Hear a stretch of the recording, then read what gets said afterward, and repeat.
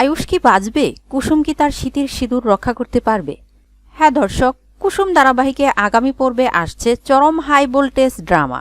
জেলখানায় বসে দেবলীনা হুঁশিয়ারি দেয় গাঙ্গুলি বাড়িকে শ্মশানে পরিণত করবে সে। নিজের পরিকল্পনা বাস্তবায়ন করতে দেবলীনা একজন বাড়া করা গুন্ডাকে পাঠায় গাঙ্গুলি বাড়ির প্রেস মিটিংয়ে।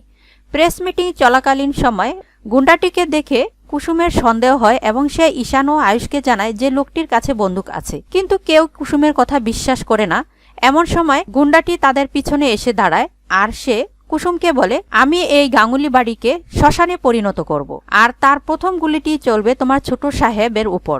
এই বলে সে আয়ুষের দিকে তাক করে গুলি চালিয়ে দেয়। ঈশান স্তব্ধ হয়ে যায় আর কুসুম কান চেপে ধরে চিৎকার করে উঠে আর বলে, না, এটা হতে পারে না। তাহলে কি আয়ুষ বাঁচবে? কুসুম কি তার স্মৃতির সিঁদুর রক্ষা করতে পারবে? এই ঘটনার পর গল্প কোন দিকে মোড় নেবে সব জানতে হলে অবশ্যই ভিডিওটি শেষ পর্যন্ত দেখুন। আর আমাদের চ্যানেলের সাথে থাকতে চ্যানেলটিকে সাবস্ক্রাইব করুন, সাথে থাকা বেল আইকনটি অন করে দিন। ভিডিওটি ভালো লাগলে অবশ্যই একটি লাইক দিবেন আর আপনার মূল্যবান মতামত জানাতে চাইলে কমেন্ট বক্সে কমেন্ট করুন। ভিডিওটি শেষ পর্যন্ত দেখার জন্য আপনাকে জানাই অসংখ্য ধন্যবাদ।